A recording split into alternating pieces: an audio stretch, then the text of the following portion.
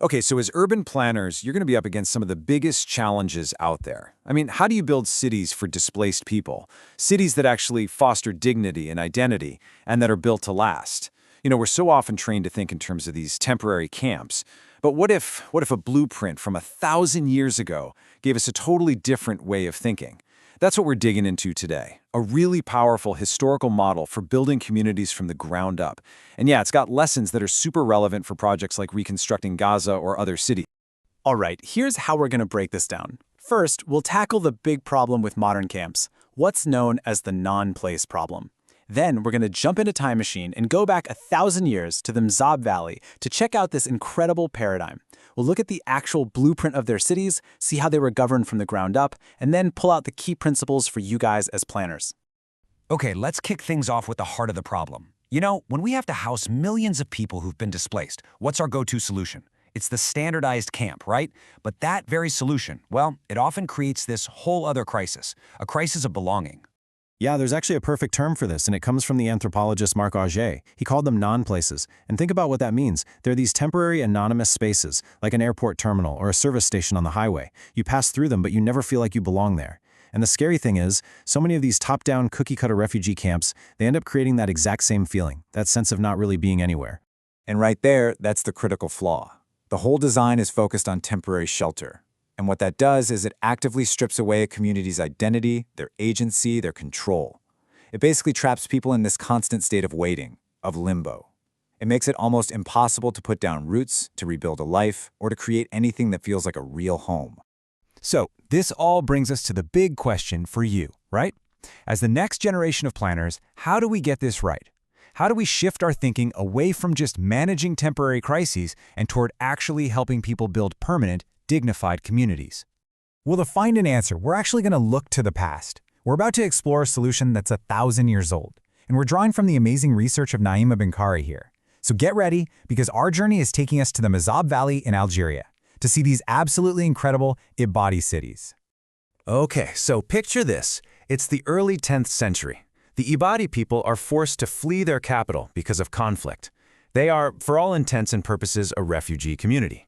And where do they seek refuge? One of the toughest environments you can imagine, the Sahara Desert. But here's the amazing part. They didn't just survive there. No way. They became master city builders.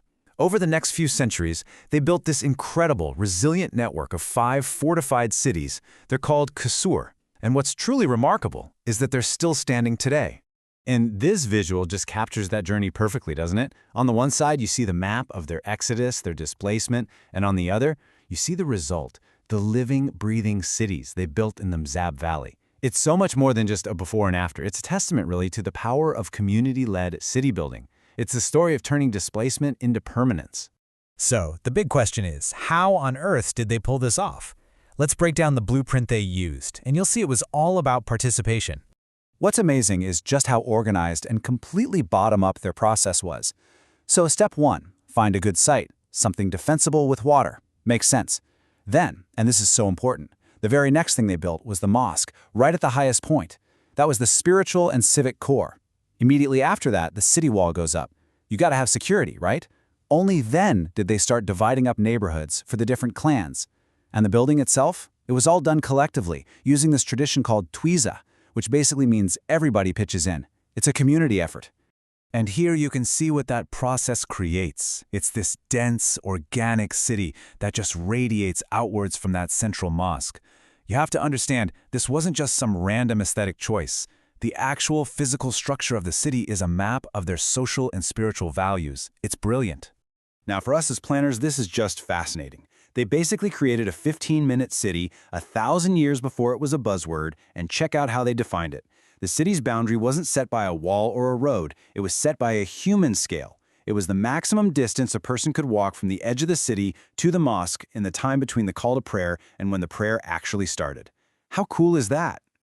Just take a look at this. This dense, almost maze-like urban fabric is just genius. It does 2 things perfectly. First, all those winding streets and close-knit homes, they force social interaction. They build community. And at the same time, they create a city that's naturally defensible. It's such a stark contrast to the rigid, impersonal, and frankly vulnerable grid layouts we see in so many modern camps. So, okay, who was calling the shots here? Who made all the decisions? Well, this is where the real genius of the Mzab model comes in. The physical city was a direct reflection of their social structure, and that structure was an incredibly sophisticated, bottom-up system of governance. This diagram lays it all out. Everything starts at the most basic level, the family, or the ala-ela. From there, families are grouped into clans, the ashira, and each clan elects its own representatives. Those representatives then form a council, which works with the city's religious leaders, the halqa of Azaba. You see how the power flows? It comes from the people upwards. It's not a top-down mandate. It's a system that grew organically from the community itself. And the social glue that held this whole thing together was this incredible principle called takaful. It's all about mutual support, about symbiosis. But it's not just a nice idea, It's a real social and religious duty for everyone to take care of the community, from cleaning the streets to looking after the elderly. This one principle, takaful, was basically the engine that powered their resiliency and their self-sufficiency. All right, so let's tie this all together. What can we, as planners today, actually take from this 1,000-year-old model? What are the practical lessons here, based on Naima Benkari's research? This table really boils it down for us. So instead of randomly placing people, you design settlements around existing communities and affiliations to build that mutual support from day one. Instead of managing from the top down, you create genuine participatory councils. You foster self-sufficiency using ideas like takaful and collective projects. You make sure cultural and religious centers are prioritized because they are the heart of a community's identity. And of course, you use smart, sustainable design that protects the local environment. When you really think about it, what this model requires is a total shift in how we see our jobs as planners. We have to stop being these top-down directors who impose a design for a community. Instead, our role becomes one of a facilitator. We help guide a process that is designed with, and most importantly, by the community itself. And that leaves us with a final and pretty urgent question for all of you. As you get ready to face the massive task of reconstruction in places like Gaza or other Islamic cities torn apart by conflict, could these ancient principles, these ideas of community-led building and belonging, be the most powerful tool you have? Maybe the future of urban reconstruction isn't about inventing some brand new, high-tech solution.